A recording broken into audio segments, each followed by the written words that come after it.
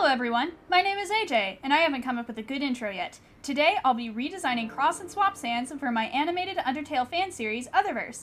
Disclaimer, if you haven't rotted your brains out in the Undertale alternate universe community, you might be a little bit lost. I'll try to explain as we go along, but really, I've been so deeply ingrained in this fandom for so much of my life that I don't really know what it's like to be an outsider anymore. It'll help to watch my previous videos on this. I'll have them linked in a playlist for your viewing convenience. For those who don't know, I've been working on an animated Undertale series called Otherverse for a few years now. The story follows our main character, Nightmare the 13th, who I'll be calling 13 to make things a little less confusing. She is the current negativity outcode, which means she's basically the goddess of misery. The story follows her journey to restore balance to the multiverse and heal from her trauma with her found family. In the first minute of the first episode, there's this big battle scene that sets up all the history that formed the modern world of Otherverse. Today, I'll be designing 2 more characters that will be featured in that battle scene. Like with my other 2 videos, I'll be doing 2 passes on each character. The first pass that I did on Cross happened many months ago. I designed him on the same page as 3 other characters who you'll get to see in my next video on this topic. The original Cross Sands was created by Jail Penaloza?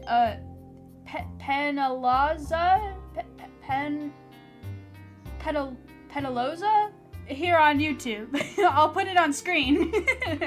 He's from the AU X-Tale. X-Tale's story is pretty complicated, and if you want to know what it is, I would recommend watching it on her channel. She animated the whole thing, and it's super good, so yeah, go enjoy yourselves!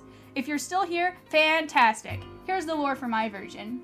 My version of Cross has the exact same backstory as the original Cross up to the point where he erased everything in his AU. After sitting alone in the void for a while, he was found by Nightmare, who took him in as his henchman. Nightmare then gave the remnants of his AU to Error as part of their deal. The AU itself was worthless to him. With Cross outside of it, he had everything of value it had to offer.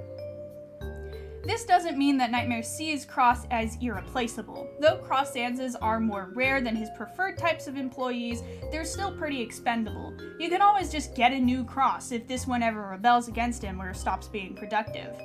Now, how about we talk about visuals? I know this video is out of order, be quiet! A lot of my design process was just simplifying details to make them easier for me to draw over and over again. I changed the short sleeve jacket for a cloak, then it goes down to the elbows. I gave him these little diamond shapes on his cloak and boots to make sure that the straps always cross over in the right place. I don't know why, but I struggle with keeping the sizes and angles of the straps correct if I don't have some kind of consistent point of reference to attach them to. I thought it would be fun to turn the sweater and shorts into a one-piece black bodysuit. The turtleneck is also no longer a turtleneck. It is a mask that can be pulled up over his mouth and nose like this. I'll put a picture on screen. He usually will have it pulled down so it looks like a turtleneck, but he's gonna pull it up when the battle scene actually starts. I also simplified his scar to make it easier to track. I also decided for his boots to make them stomping boots like Nightmare's with a big upturned toe. For colors, I decided on balance, hope, and despair with black and white as neutrals.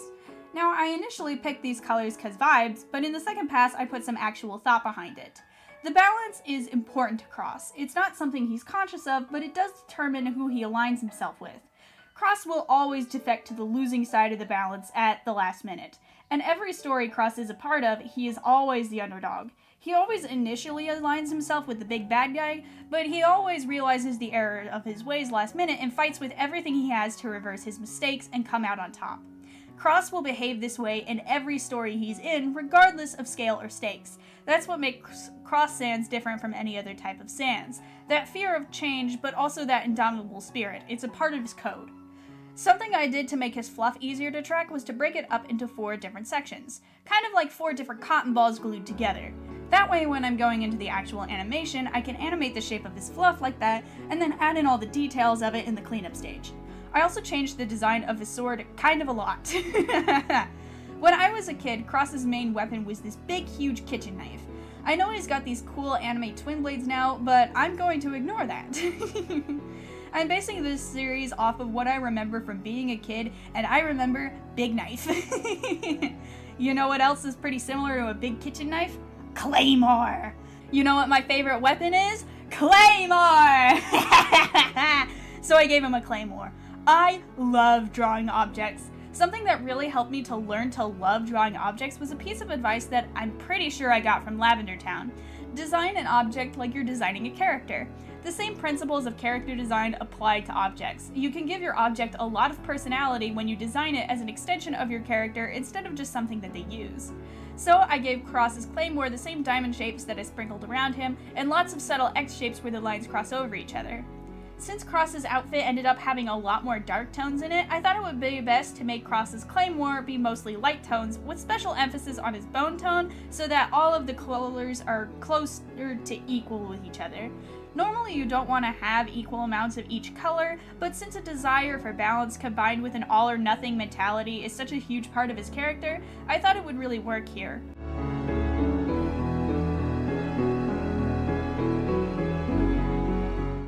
Now it's time for Swap Sands. Swap Sands is from a very simple alternate universe called Underswap. This AU was created by Popcorn Prince, and at one point I believe it even had a game demo for it. Basically, in this universe, people's personalities are swapped with whoever they're least like. So Sands and Papyrus swap personalities, Tummy and Flowey, Undyne and Alphas, etc. So basically, Swap Sands is Papyrus, but smaller.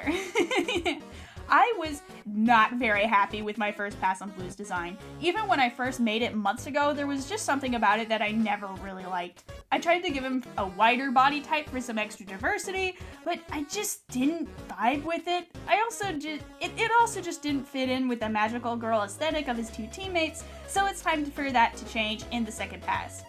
In the second pass, I was thinking a lot more about how he would fit in with his teammates. Obviously, I want him to be different, but I also want him to look like he belongs. Something I was thinking about was the general team dynamic in terms of personality. Dream is obviously the leader. He's the smartest and most level-headed out of the three. He's got the strongest magic, but he also needs the most warm-up time before he can use it. His smaller attacks are super duper weak. Ink is the wild card. He's chaotic and all over the place. He attacks fast and leaves just as quickly as he arrived. He's like a toddler that just figured out how to run with a knife. He cannot take a hit for anything though, and relying on him to follow the plan is always going to be a gamble. This leaves Swap with the hardest job of every good team. He's the heart of the group. Being the heart of the group is the worst position for any character to have. You always have to be responsible, and you always have to be the one who keeps everyone together. People often see the heart of the group as being annoying or preachy, and if this character does anything selfish or mean, they'll have that one action be held over their head forever. Or just look at what they did to poor Katara. She had that one episode where she was jealous of Aang for being naturally gifted at waterbending, and people still rag on her for that to this day. It's really unfair. The double standards are ridiculous. This is the role I have designated for poor Swap. He's the reliable one that you can count on for anything, and always does everything in his power to keep his two friends in high spirits. He's not always the most responsible one though. He can still be pretty chaotic and short-sighted, though not nearly to the extent that Ink goes to. Unlike Ink, Swap never has fun when it's at someone else's expense. He generally cares about all people, good or bad. Though he can be a little clueless, anytime he hurts someone, it's from ignorance, never carelessness or malice like it is with Ink. Swap is pretty good at reeling in Ink's worst behaviors, and he's an absolute necessity for Dream's magic to work. Just like I did with Cross, Swap's soul trait is hope. Since Dream's magic requires positive emotions in order to work, having a hopeful soul trait around is a necessity. Hope is one of the strongest positive emotions. It shines through no matter how bad everything around it is. It's a very similar soul trait to Dream's optimism, but even more so. Optimism traits often protect themselves with delusion. Hope doesn't do that. Hope traits are the best at seeing the world how it really is and being able to deal with it. They often face their problems head on come what may, or learn how to bear through them to the other side. They don't break. They don't break no matter what. Monsters with hopeful soul traits are Nightmare's greatest threat. No matter what he does to them, he can't break them. Nightmare needs misery in order to keep control of his power, but the suffering of hopeful traits is something he cannot touch. The suffering that comes from hopeful traits doesn't convert into a form that Nightmare can breathe, like how you can breathe oxygen, but not if it's trapped in the form of water. And when a hopeful trait suffers, it often makes them stronger. Hopeful soul traits most frequently appear in monsters with papyrus code in them. It's why Nightmare made his deal with Error in the first place. Eliminating all papyruses made the hope trait rare enough for Nightmare to go after their owners one at a time to either kill or force them into joining him. Now I'm going to talk about visuals for a little bit. My final design for Swap is pretty simple. Since I had gone fantasy for Dream and modern for Ink, I thought I would go for like an 80s future aesthetic for Swap. I gave him a breastplate with ridiculously large shoulder pads and put pads on all of its joints to match. And of course some toe armor, because it's cute. I could never get rid of Swap's huge bandana. That's the most defining feature of his design. Also, I love it.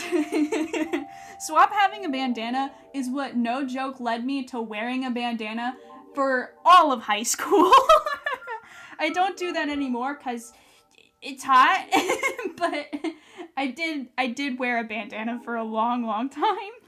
I tried to give it more magical girl vibes by tying it into a huge bow at the back. I also kept his silly little dish gloves too. For colors, I went with hope, curiosity, and confidence. I was originally going to do balance like I did with cross, but I wasn't digging it, so I changed it. I don't have any brown skeletons yet anyway, and I think it goes super well with the bright cyan. Black is of course used as a neutral here. I also thought it would be cute to expose the spine a little bit as a reference to the original Papyrus's battle body. There's something about high-waisted shorts and exposed midriff that also feels very girly and possible magical girl, which is exactly what I'm going for.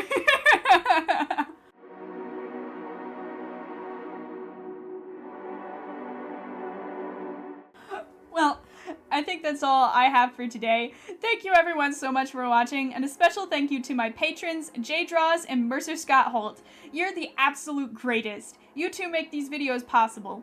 If you would like to support me, consider becoming a patron. I post updates and whips almost every single day. I also take commissions if you would like to order one through Ko-fi or DM me through Instagram or Discord. All of that information is in the description. That's all I have, and I'll see you all next week in a super cool video about a drugged up spider if I can keep to my schedule. See ya!